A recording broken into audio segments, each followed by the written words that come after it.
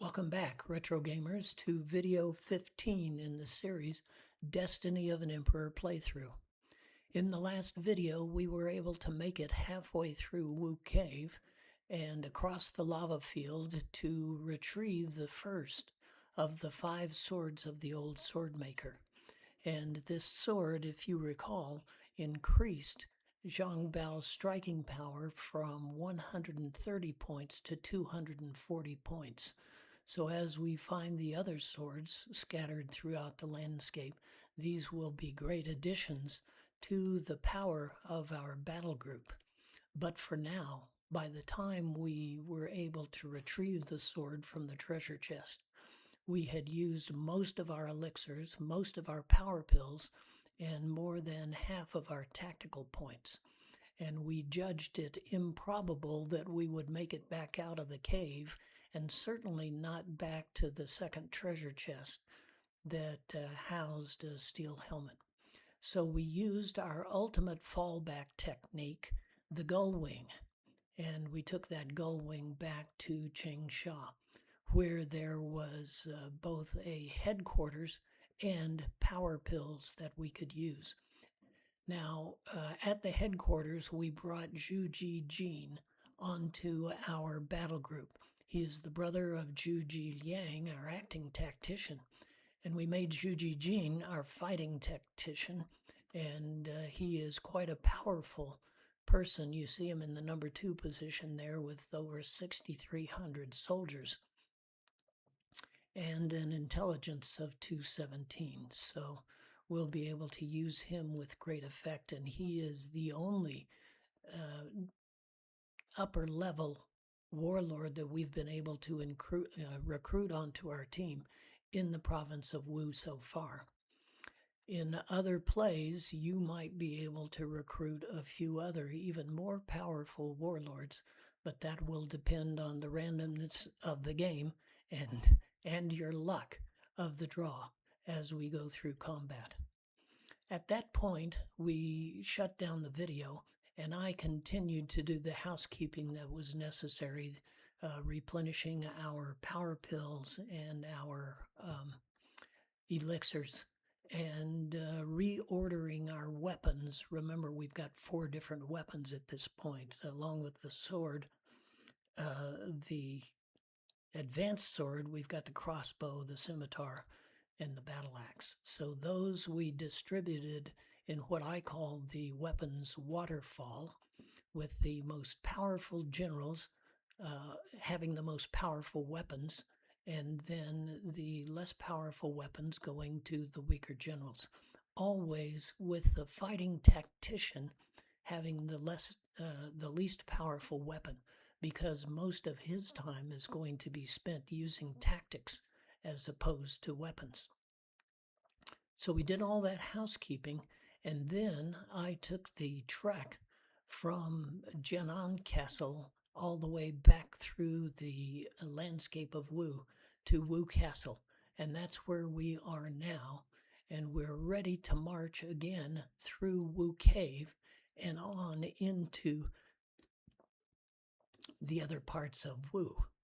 Now, we could go back into Wu Cave and try to get that steel helmet,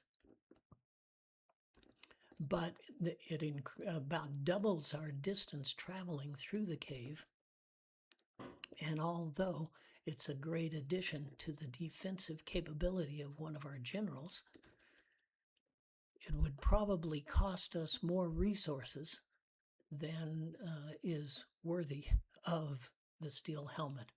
So we're going to go straight through Wu Cave in the hopes of having enough power left on the other side to attack the next objective. Let's take a look at Zhou Yu. Now, he has about the same number of soldiers as Zhu Ji Jin, but he's got a much greater intelligence, and he is one of those generals with the Ansha capability.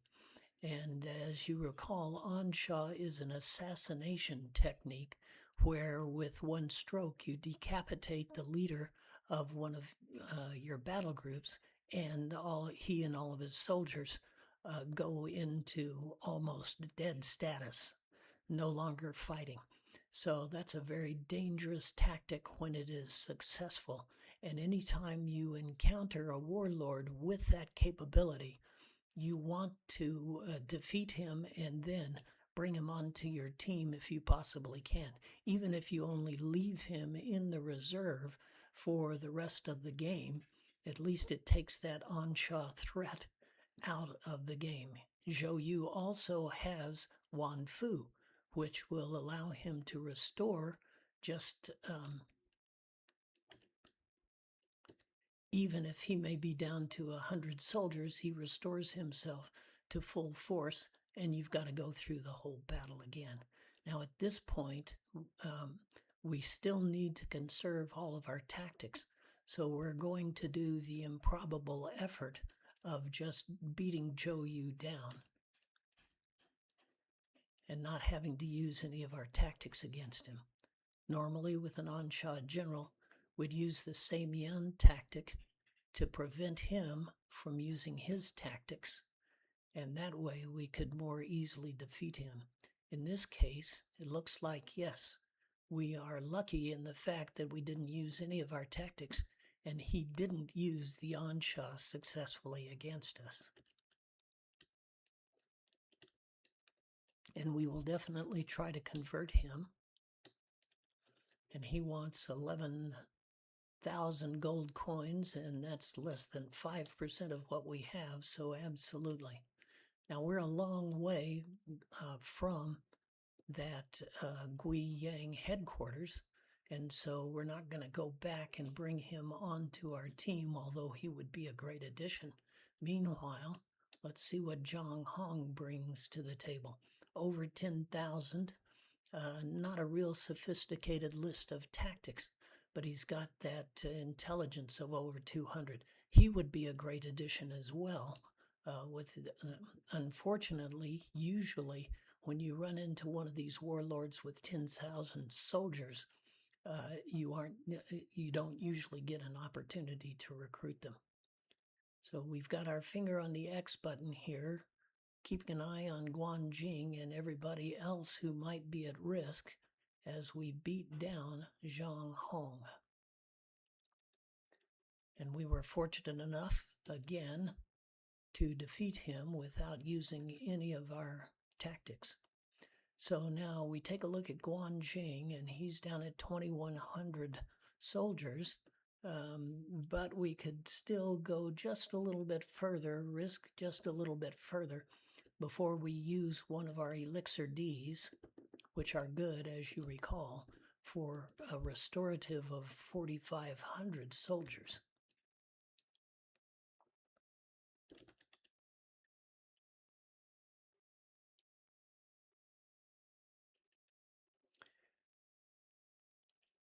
And now it's a question of nerves and a little bit of risk-taking as to when you want to begin to use those Elixir Ds. And I generally use the cutoff of below 2,000, even though Guanjing won't need 4,500 soldiers at that point. We'll use the restorative anyway, waste a little bit of its power, just to eliminate the risk of losing Guanjing in a battle.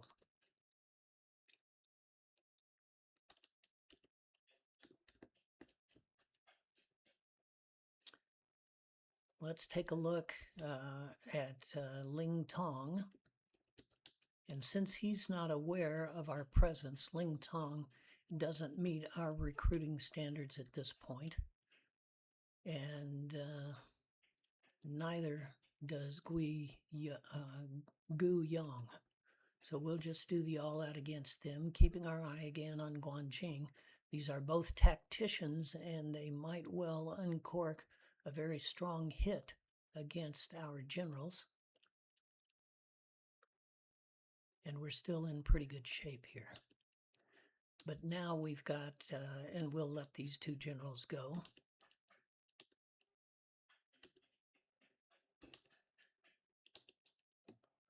But now we're in the realm of having two of our generals at risk, and Zhang Bao We're going to roll the dice and maybe run through another battle. Jiang Qing, we've run into him before, and he is nowhere near our recruiting level at this point, since our soldier count has gone up since the last time we ran into him. So we'll do an all-out against him again with our finger on the X button in case we need to suddenly stop. And Zhang Bao is now in deep risk territory, and needs over 4,500 soldiers. So we'll leave Jiang Qing to his own devices, and we'll use one of our elixirs for Zhang Bao.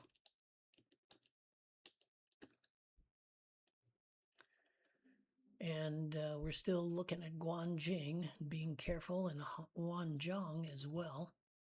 Now, remember, in this green part of the maze, that there are a lot of twists and turns. So be sure you don't take the wrong turn and end up in a far corner of the maze where the warlords can have a chance to beat you down. And we've advanced another skill level.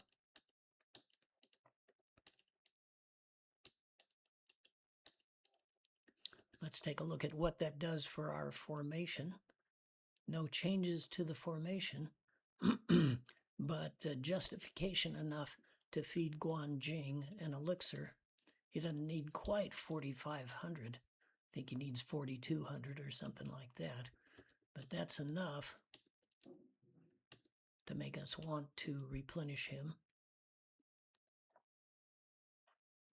and move on down the road.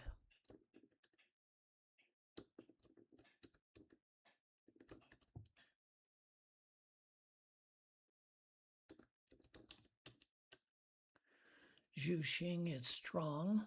We would love to add him to our group with 11,000 soldiers, but that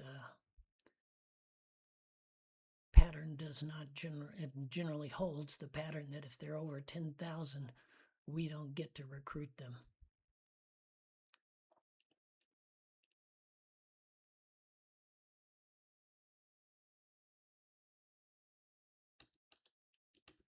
Sure enough, but Wanzhong now needs an elixir.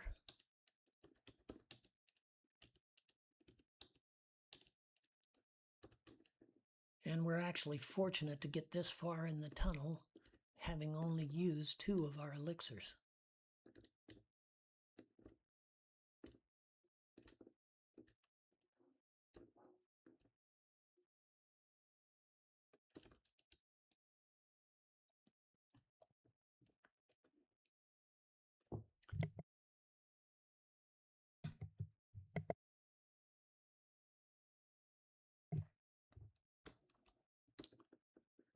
And on we go, the last long traverse before we get to the exit.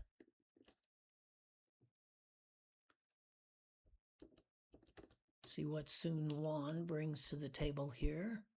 Strong with a little bit of intelligence, but not a very impressive list of tactics.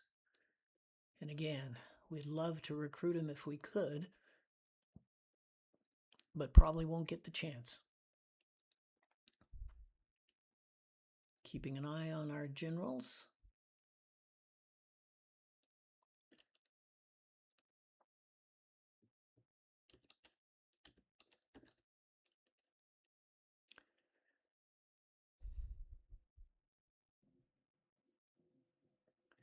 And we are still in fairly good shape. We got to keep an eye on Guanjing.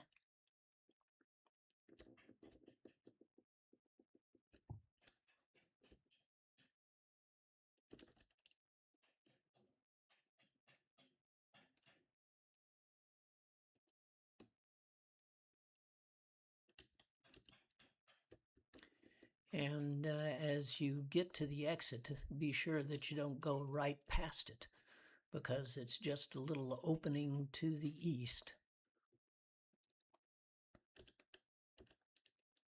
And if you overshoot it, you end up down at the lava field where we retrieved the sword. Bougie, 7,000 soldiers, 192 intelligence.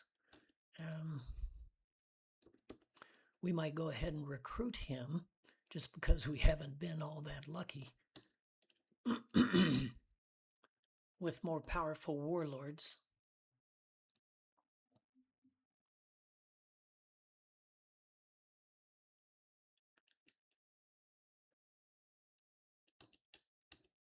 But we didn't even get the chance.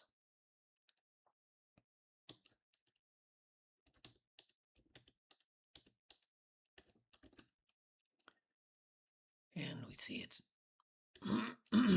excuse me.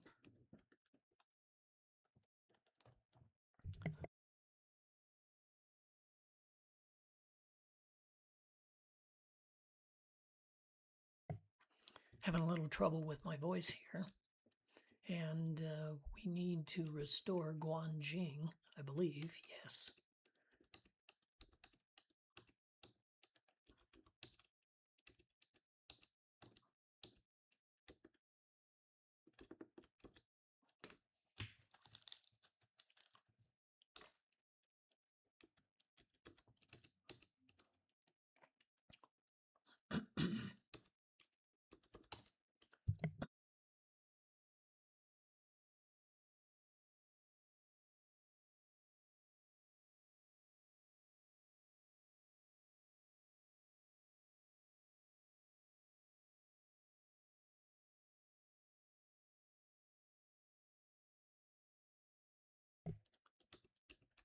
Sorry, I was doing voice management there, but Zhang Bao got to a risk point, so we used one of Zhu Jijin's emergency elixirs to restore him, and Zhang Hong has obviously used the Jimian tactic against us and is repelling all of our attacks, so all of our weapons attacks. So we're just going to go into defense mode at this point until that Jimian tactic wears off. And the defense mode is fairly effective at reducing the casualty rate of the enemy strikes. It doesn't remove them altogether, but it does have a good effect on them.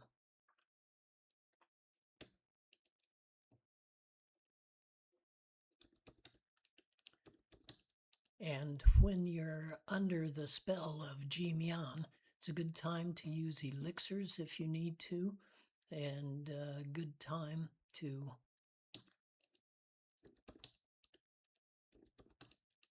use restorative tactics.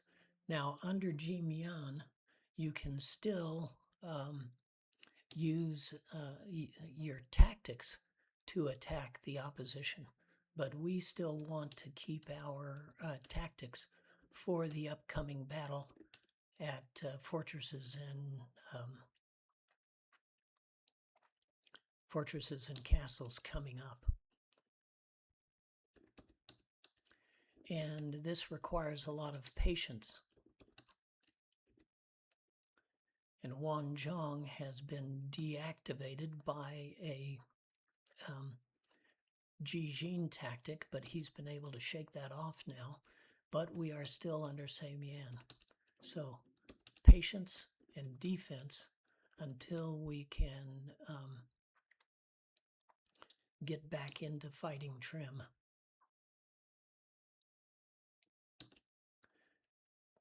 And finally, his Jimian strategy is worn off. So let's attack him while we get the opportunity. And it looks like he's not going to use another Jimian. So that defensive strategy kind of let him play himself out and minimize our use of tactics and minimize our casualties. We take a look at our generals, and all of them are in good enough shape now that we will continue on.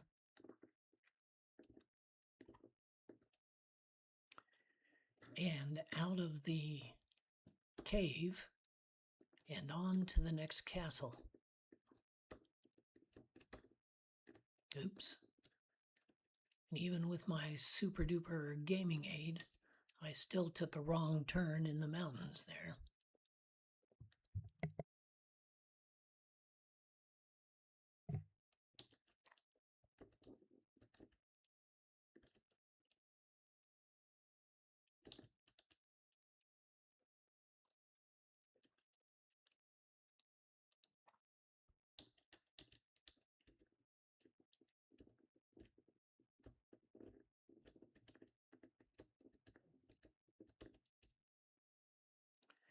And we've got a long haul. If you may have noticed, off to the east is the castle that we are targeting. But before we get there, we've got to go all this way north and attack, I believe it's Poyang Fortress. Zhang Zhao would be a great addition to our fighting force. And you notice he's got the Wanfu tactic that would restore him to full power. So what we want to do, Wanfu is generally not used until the warlord gets down beyond half of his soldier contingent. So what we want to do is beat Zhang Zhao down to under 4,000 soldiers, and then we may stop and use one of our Seimian tactics. Remember that Seimian is very expensive. It costs us about 17 tactical points. And we've still got a fortress to attack. So we're using a little bit of a scarcity technique here. And there he is, down where he might use... before we could even stop him, we were able to take him off the board. And unfortunately, we're not going to be able to recruit him. So that was kind of good luck and a pity all at the same time. Lu Su, we've seen before. He would also be a good addition to our striking force if we could get him on our side. So far, we've not been very lucky, though, in our Wu recruiting effort.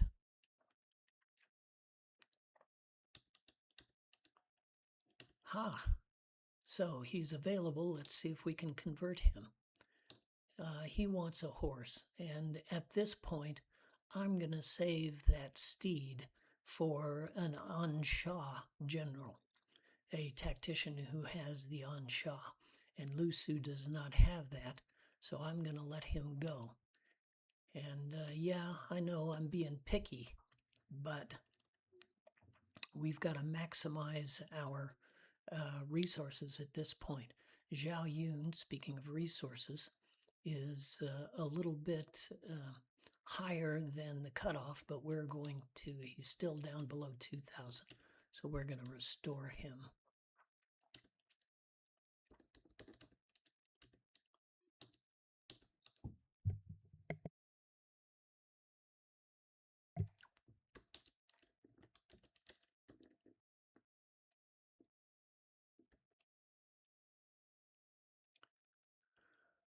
Sun Wan and Wu Fan. Sun Wan's got a few tactics, but mostly it's his strength. And Wu Fan is a tactician, but not up to our recruiting standards at this point. Let's see if we can... Oops. And Zhu Jijin is down to the nub, so we're going to focus on Wu Fan and let Zhu Jijin use his last elixir. We should have restored or replaced Zhu Jijin's knapsack elixir after his last use. We didn't do that, so bad on us. And those kind of things can be fatal in this environment when we've got such challenging generals and groups of generals to fight.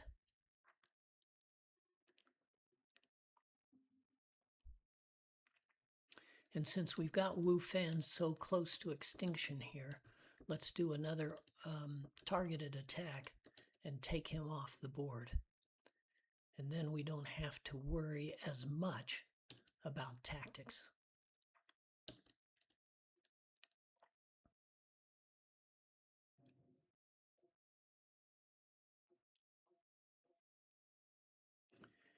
And we're not taking a chance on Guanjing either, so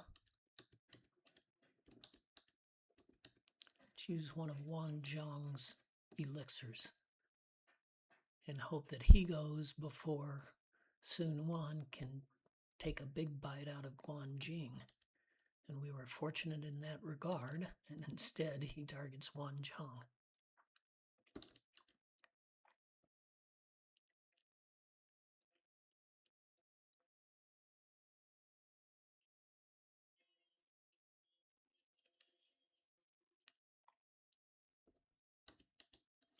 And that's about as successful as we can expect in the face of these daunting odds.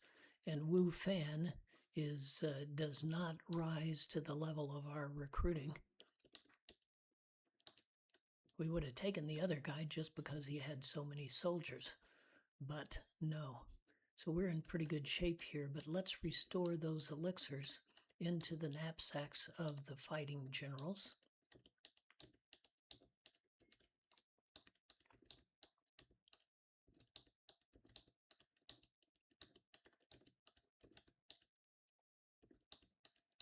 So Ma Chao's last elixir goes to Wanzhong.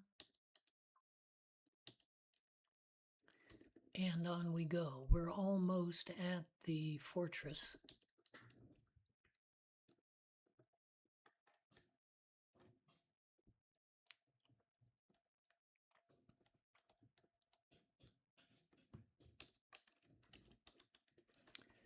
And let's take a look. We're still in pretty good health. So let's hit that first fortress barricade. Ding Feng, we have fought him before, you may recall. And unfortunately, he gets the first swing at us. As always, the rebel forces and bandits and so on are like the bees at the picnic. You know, you've got to swat them eventually, but let's focus on the bad guys, the big bad guys first. And this guy has got a medium strength, but he's a tactician, so this could be a little bit of a challenge. Keep our finger on the X button.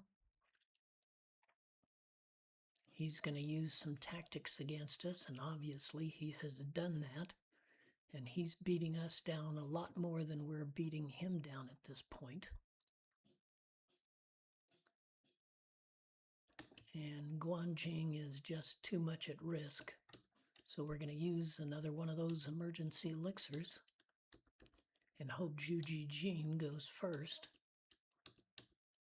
And Ding Feng doesn't get a shot at Guanjing. And we did that. Good news.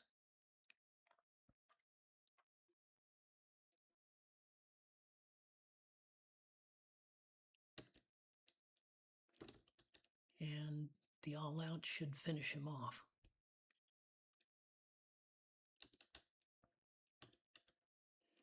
And we've advanced a skill level just in time.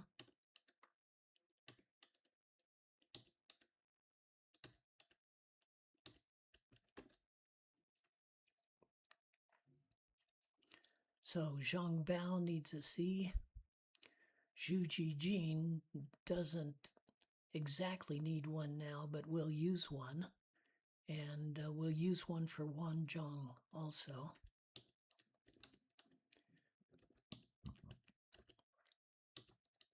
Actually, we might revise that. Let's protect Zhu Jijing.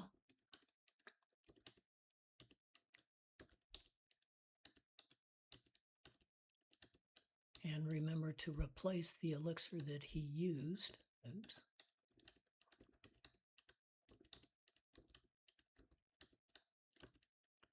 And you see how quickly those are vast store of elixirs begins to diminish.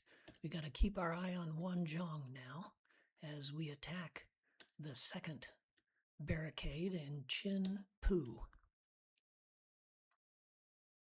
See what he brings to the table. An intelligence of 210 and 9,300 soldiers. Zhang Jiao has got that Wang Fu thing. We've fought him before with a 240 intelligence. And Bu Ji is kind of bringing up the rear. So if we could recruit Qinpu or Zhang Jiao, we would love to do that. Of course, we're not going to be able to do that at a barricade, after a barricade fight. We don't capture anybody at that point. But we're going to do an all-out and watch Zhang Jiao once he gets down below.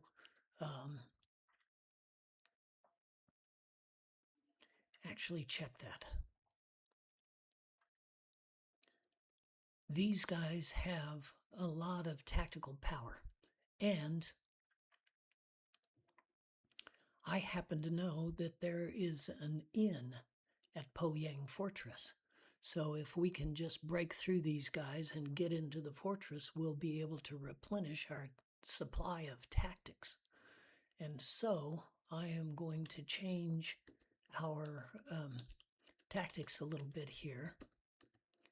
And let's focus on Zhang Jiao, and let's use the Sei Mian tactic. Now again, Sei Mian will prevent these three tacticians from using any of their tactics. Not only the ones that would attack us, but the ones that would strengthen or replenish them. So if we can, now Sei Mian, very expensive, but if we can keep that power up all the way, at least to the point of having taken Zhang Jiao off the board, then we should have a much easier time of fighting the other two generals. And even though they might use some of their tactics against us still, we should be able to duke it out with them. Unfortunately, sometimes the Sei Mian tactic only lasts for one battle round, but now in the second battle round it's still in effect, so we are in good shape at the moment.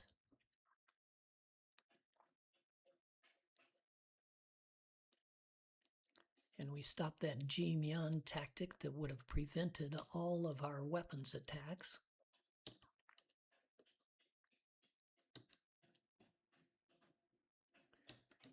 And we repelled a fire tactic as well.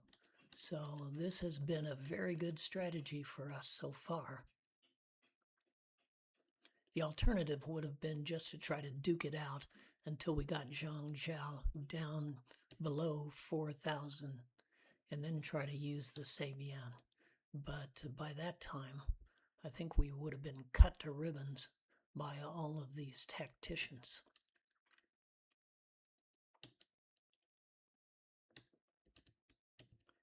And great luck that Sei Mian has lasted throughout our attack on Zhang Jiao. And I'm hoping that at this point we'll be able to take him off the board. And there he was. He tried to use that Wan Fu to restore himself, but he can't with Sei Mian in effect.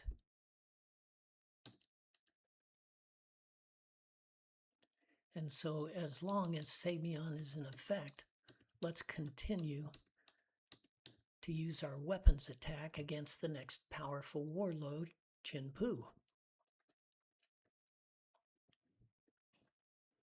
And we'll just keep targeting until we run out of Sei Mian.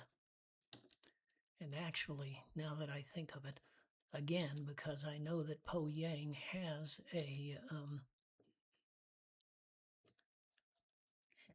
an inn where we'll be able to restore our tactics, I'm going to keep up with the Sei Mian.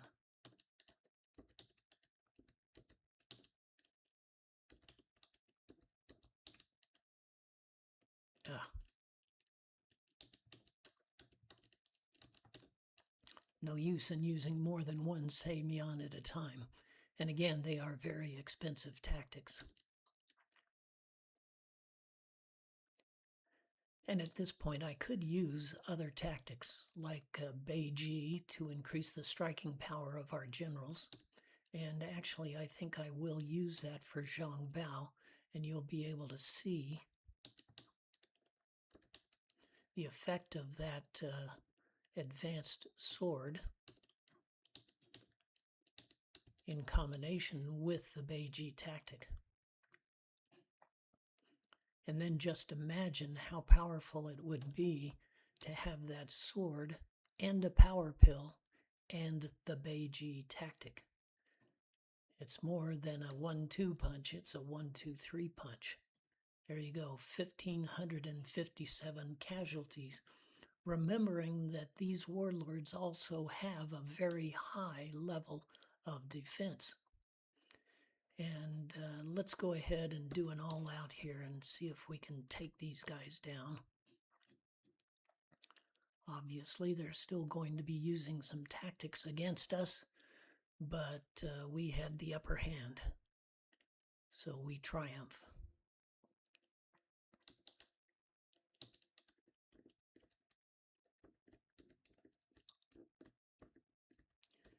And let's immediately restore ourselves. Soldier count as well as tactical power. And look who we have here, our friend Lu Ming. Another warning, but he doesn't attack us, so we're going to ignore him yet again.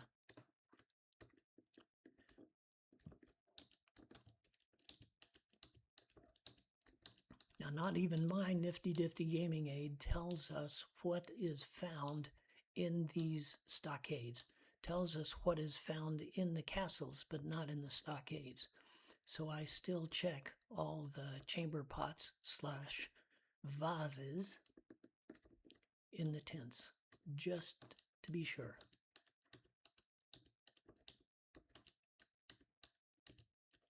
Be nice to find another crossbow or something of that type, but alas, no, all we got was the inn. Now that's plenty valuable enough, but at this point we are ready to proceed with our attack on Jindu Castle.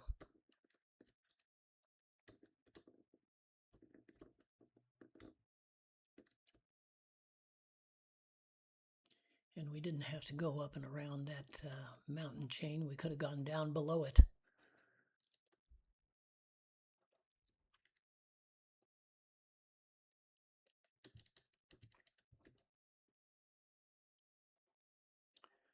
But for the level of our fighting forces right now, we have been very fortunate in this particular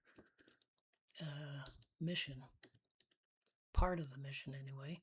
Sun Quan, very strong. Very few tactics, though, so we'll just duke it out. Keep our finger on the X key for Zhao Yun and the other generals that might be at risk from a super strike. And success is ours. As I was saying, we've been very fortunate in this part of our trek that we have been able to triumph over all of these warlords. Before we hit the barrier, let's just take a look at the health of our generals.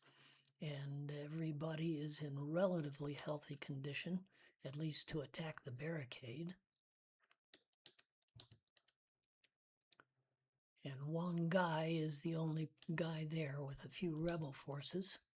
And he is very strong and got a few tactics, but nothing that we can't overcome with our arms attacks.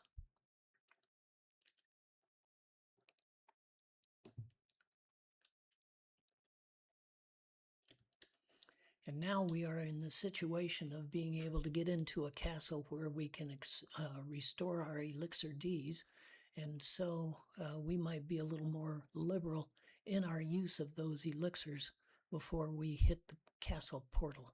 So definitely we're going to give one to Zhao Yun.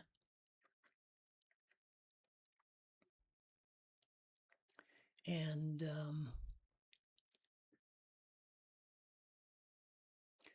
let's just use 4 of the elixirs and give it to those top 4 generals. They're all down a little bit.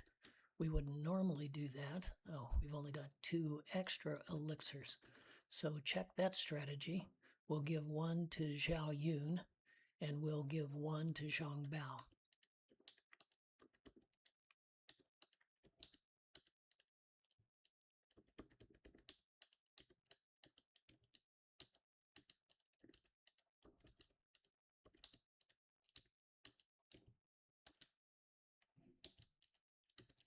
And now we're ready to hit the portal.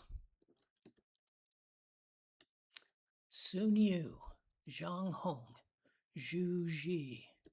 This looks like trouble. 210, 180. Very strong, very smart. Nothing unusual in the way of tactics. Zhang Hong is not all that strong, but very smart.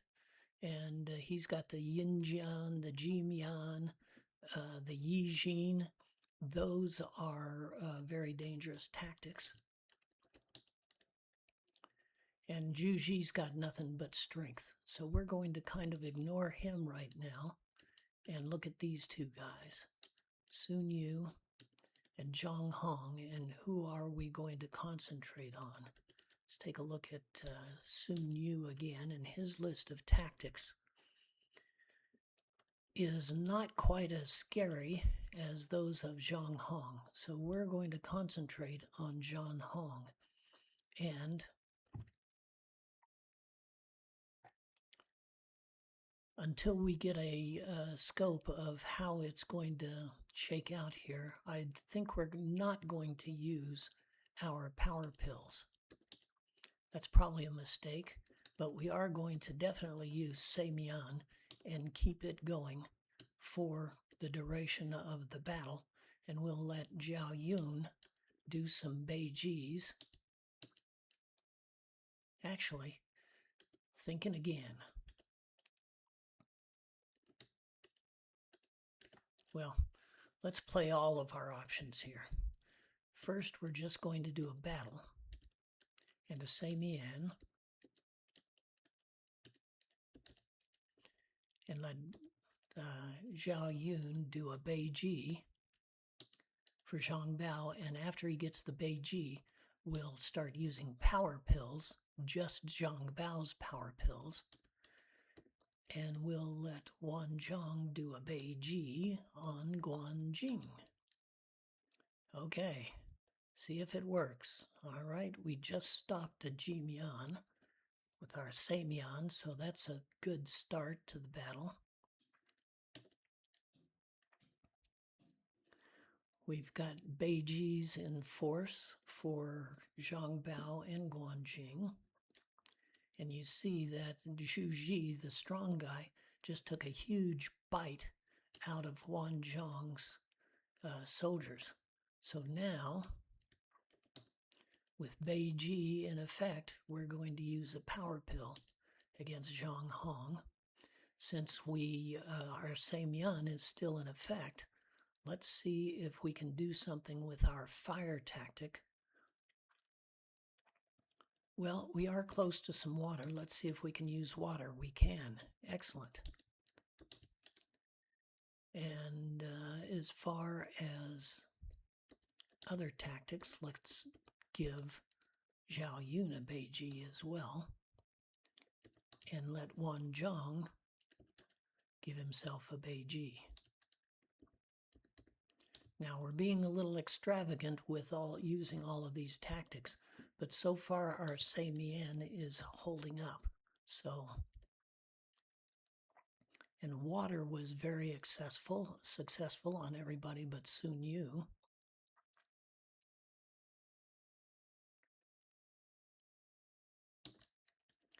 And you can see that Sun Yu's strength is also considerable.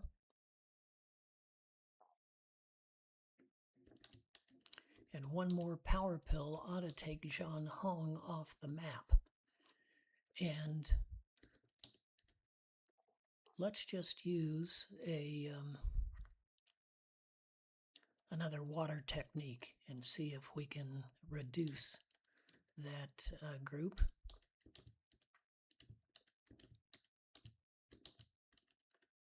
And all of our battle to back up that power pill. And we almost wasted that power pill. And now we're going to concentrate on Sun Yu.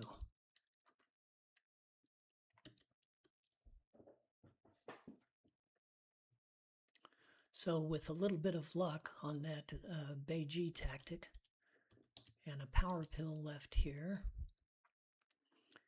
and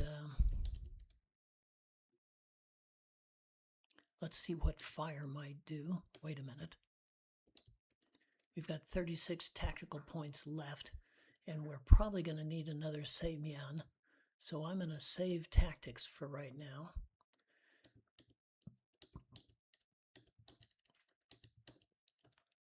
And see if we can take some of the bite out of Sun Yu.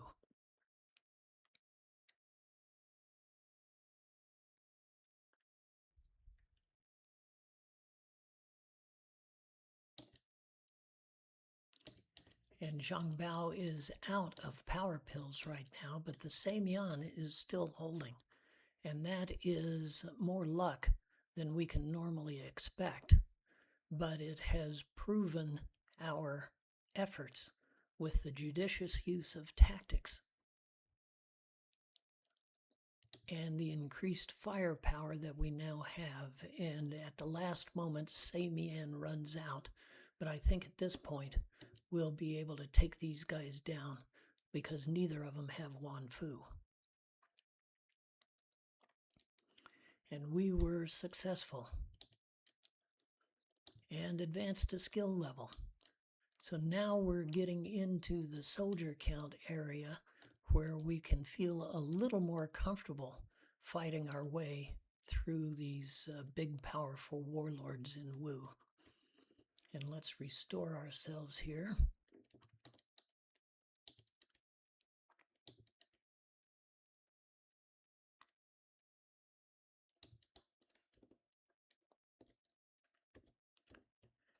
And the first thing that we see is our old friend Lu Ming standing right in the middle of the path.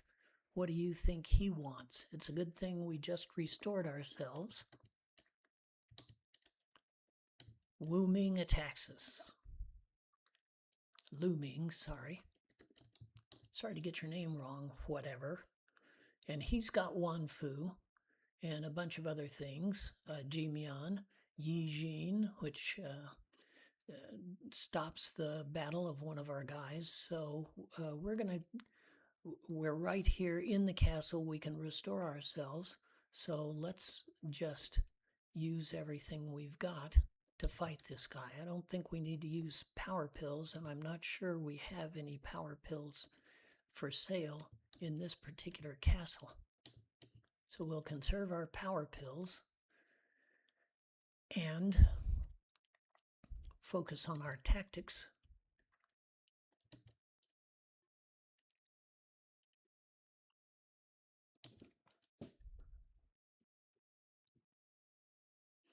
And there's that crossbow you noticed. And let's hit him again.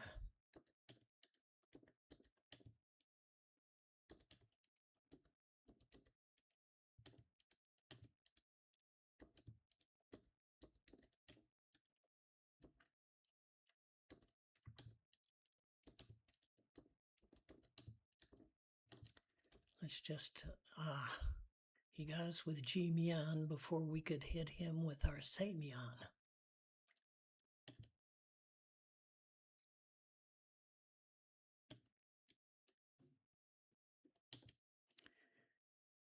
And we ran out of Seimian, and his Jimian is still in effect. And the only thing you can do during a Jimian outage is to defend yourself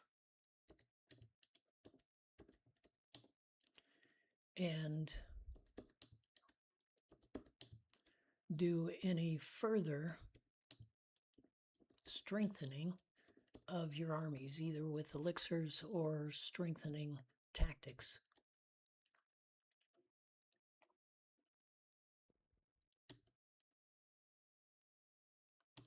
And now it's a question of patience and the waiting game for that Simian to run out.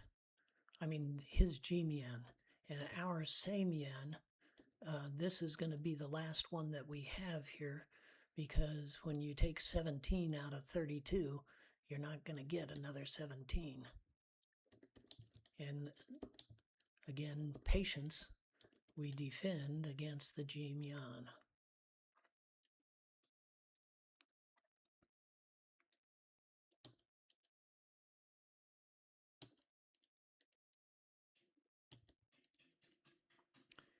And that was our last Samian, so we are in a little bit of difficulty here.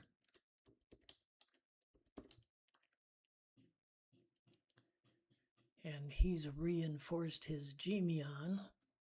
Usually that's a sign that he might be running out.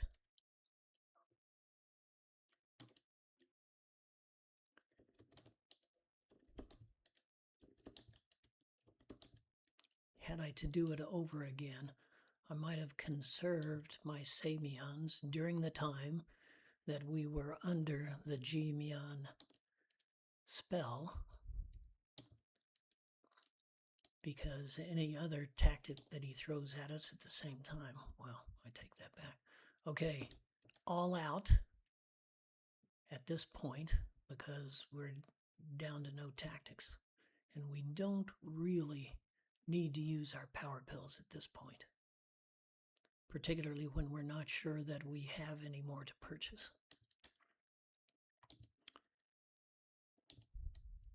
So he warns us about Tai Si Chi. Now remember, we are attacking Sun Quan of Wu and Cao Pai of Wei. Who is this guy Tai Si Chi that he's talking about? Question that will be answered eventually, obviously.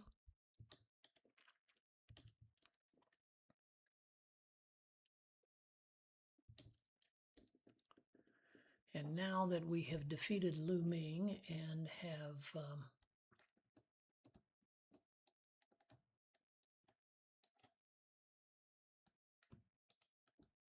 sorry, just a quick check here. We've defeated Lu Ming, and we've refreshed ourselves again. Let's hit the... we've got a weapons dealer here. And we've got bronze helmets to purchase and crossbows.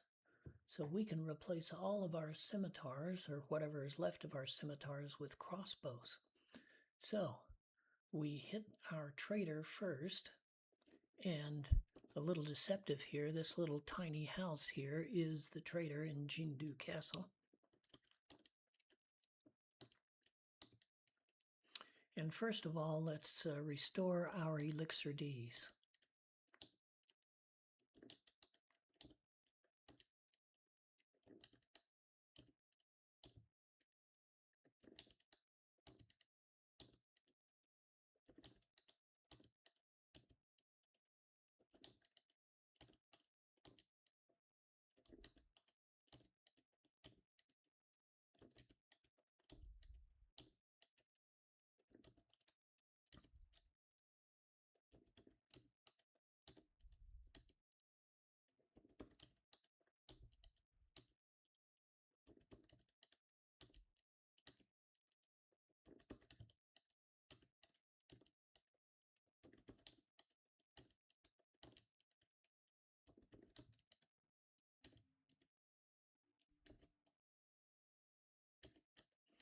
Let's just check. I think we may have used an elixir D from Juji Jean. No, we didn't.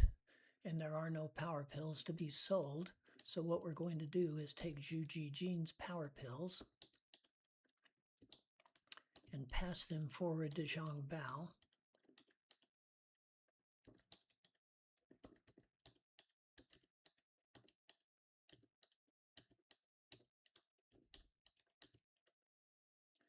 And he's only going to get, he's only got 3.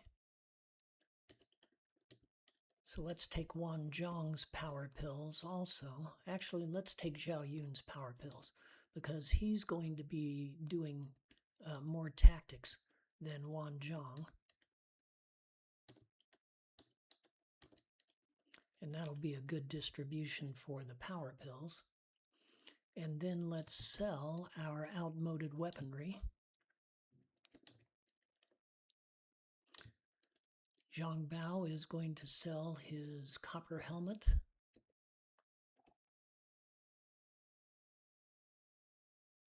Oh, and we've got an upgrade also to chainmail. So it's going to be 40,000 gold coins to get chainmail and bronze helmets. And then another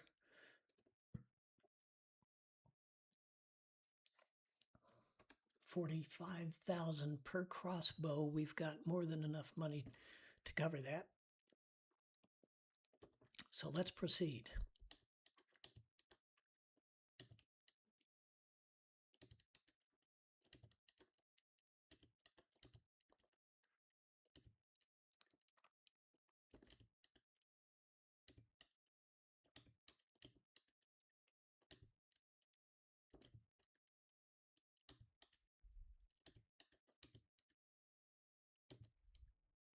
And we'll sell Zhu Jijin's battle axe.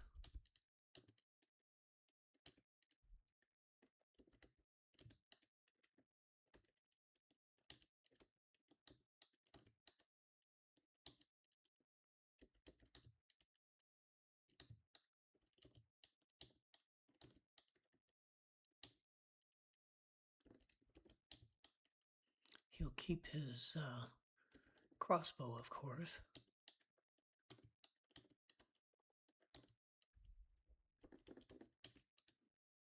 So a complete weaponry upgrade.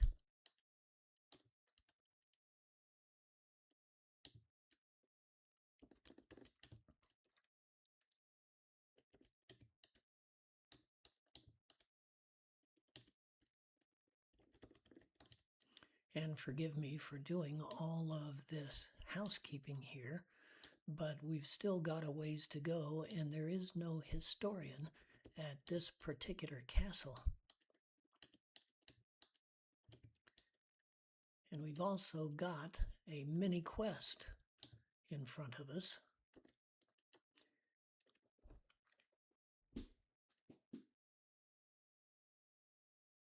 Actually, I'm going to hang on to that scimitar.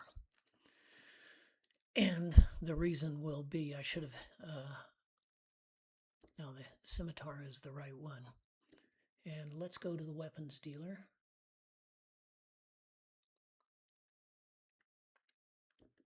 He's right here. And let's upgrade all of those weapons.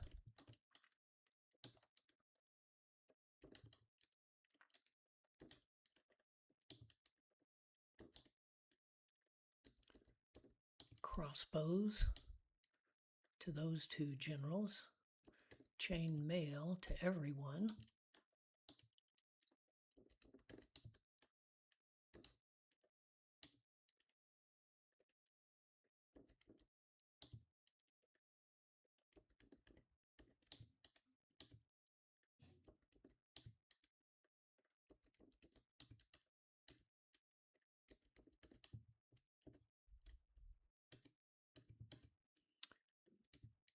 Okay, I may have lost track of where we were. So we're going to have to double check ourselves. And now bronze helmets to everyone.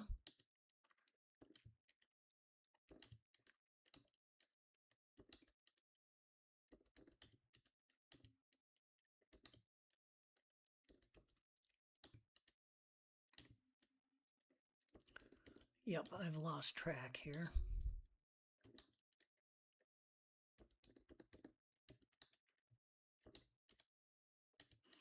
And the good news is, as we equip our generals with these new pieces of weaponry, we will be able to check their inventories and fill in any gaps that we may have created.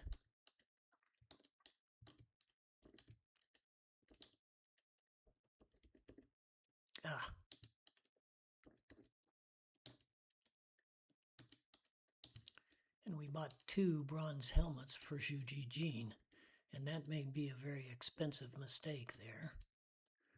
Let's wait and see.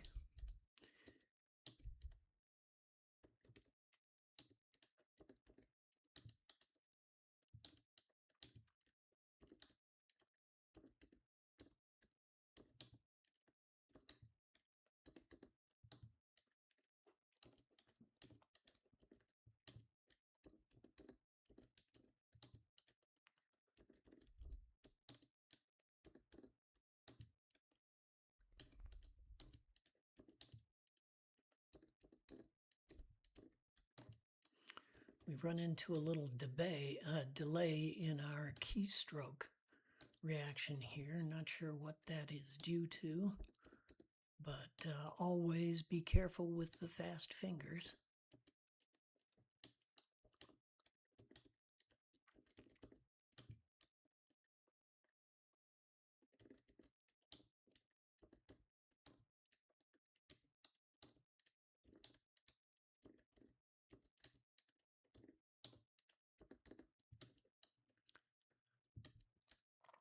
So we did make a costly mistake here, and we can't sell that bronze helmet. At the weaponers, we've got to go back to the merchant and sell that extra bronze helmet to him. And of course, we're not going to get back what we paid for it.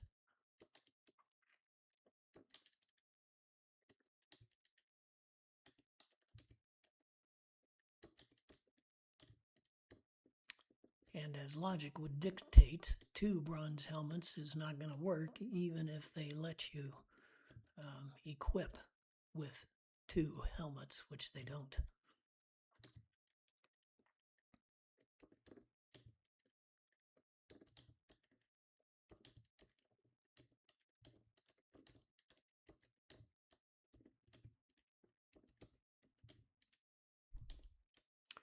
And without further delay, we are going to encounter a mini quest. Talk to this guy. Brigands are living in an inn south of the castle. Somebody must bring them to justice. If we defeat them, we get the town treasure. Now, he didn't say what the town treasure is, but we're going to take on the mini quest anyway, just because it's another way for us to fight and grow and learn. And these guys, neither one of them are worthy of our recruiting efforts. Notice the significantly increased level of our generals, and something that I overlooked, we can recut the order of battle here, because some of our tigers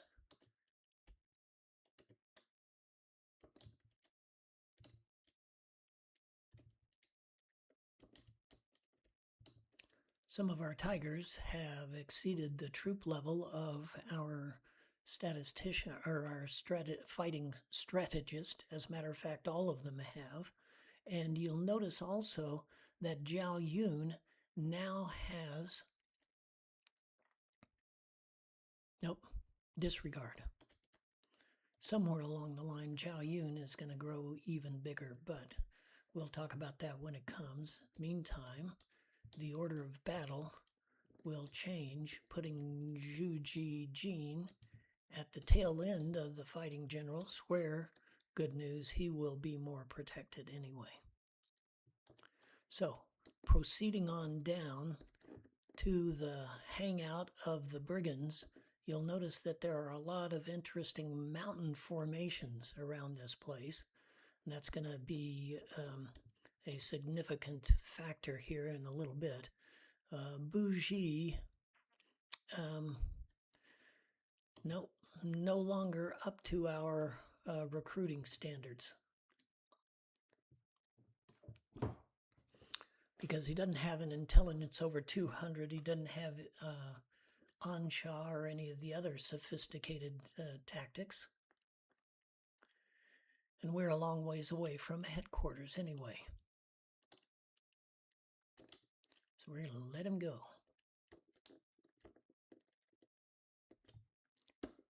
And here we are. Farmers. He's called us farmers. And that is the ultimate insult in China if you're a city dweller or a pirate.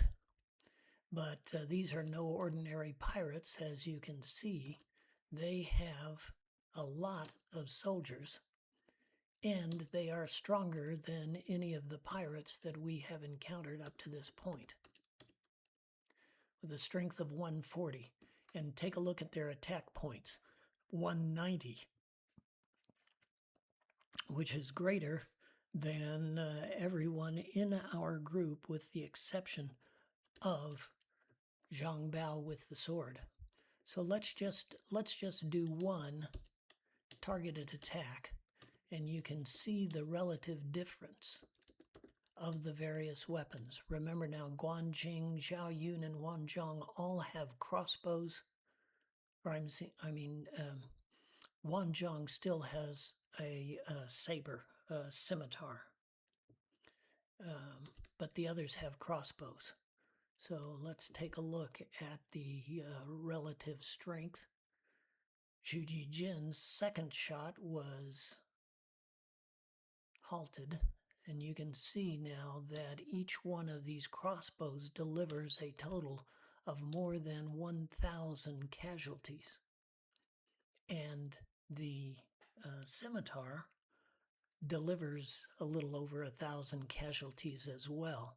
So between the scimitar and the crossbow, there's a toss-up. I prefer the crossbow because, as you noticed, when one attack was repelled, the second crossbow attack was still effective. And the other advantage to the two-strike attack is if you wipe out one general with the first part of your attack, you've got a second part of the attack that goes on to the next general as opposed to being wasted. So for those reasons, I kind of prefer the crossbow. Keeping an eye on our generals as we fight these powerful pirates. And I'm going to treat Zhao Yun just in case.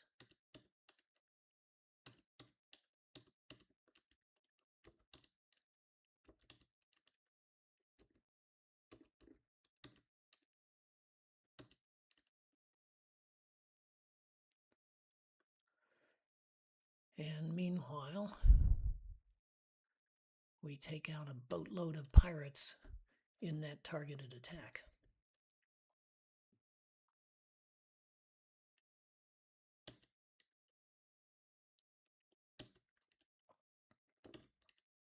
Keep an eye on Guanjing. Whoa. Ha. Well, that was a little bit of a surprise. I didn't think these pirates had it in them. Fortunately, we do have a resurrect, so we can make our way back to the town with all of our forces intact without having to do a lot of switching back and forth. And we've advanced another skill level, so another benefit of fighting the pirates gets us much stronger for the rest of our Wu challenge. And the pirates have promised to amend their ways. Meanwhile, let's resurrect Guanjing.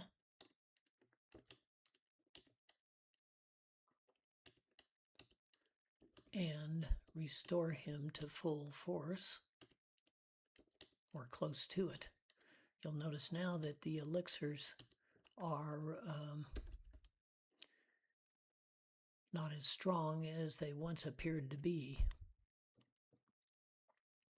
And Zhang Bao can use one of them, and Wan Zhong doesn't quite need one now. Actually, he does. So, Zhang Bao and Wan Zhang, doing a little bit of math in my head there, you mathematicians among my audience.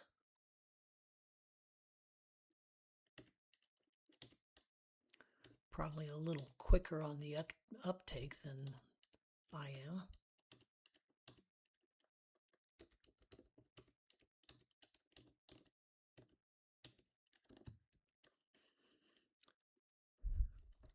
And that's good enough to get us back to the castle.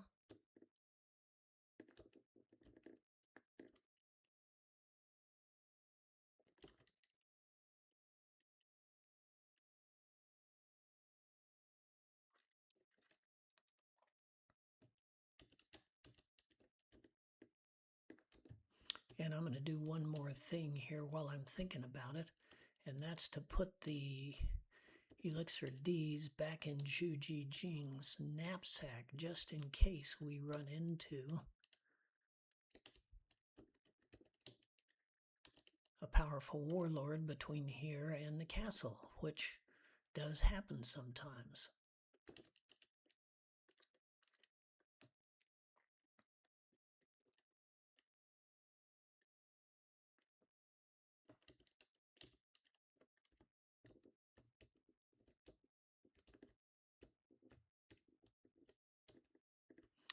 Let's just replenish ourselves.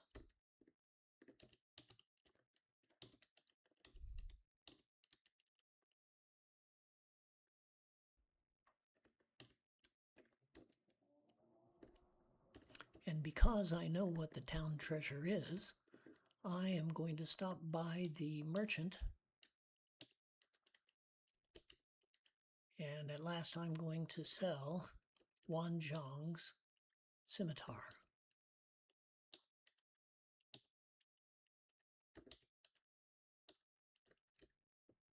And my reasoning is as follows: there's no need to have paid for a crossbow when we were just going to sell it anyway. A sword named Qinlong. Use it for good purposes. We certainly will.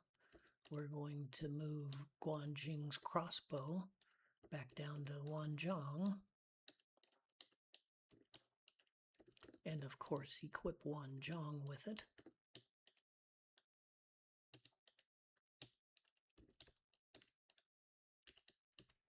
And who got Qinlong? There it is right there. Since Zhao Yun only has 2 power pills right now, the sword fell into his knapsack, but we're going to give it to Guanjing and equip Guanjing with it. And Qinlong is just as powerful as the sword that Zhang Bao used. Now, we're well into this video and we've got a ways to go, and I am loath to stop here because we can't save, we can't gull wing back to this place.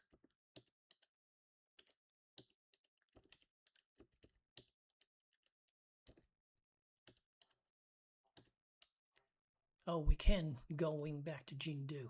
So what I'm going to do is gull wing back to might as well gull wing back to Chengdu, because that's where we're going to turn up anyway at the beginning of the next video. And I'll do my housekeeping, and we need to restore some Ds and that kind of thing. So we'll shut down here, we'll gull wing back to this castle in the next video and proceed on through Wu. So questions, comments, rumors, innuendos, complaints, insights, Chinese pronunciation, any of that stuff, please put it in the comments, and like and subscribe and all those other free things. And I'll be looking forward to talking to you in the next video. Thank you very much for watching, and happy gaming.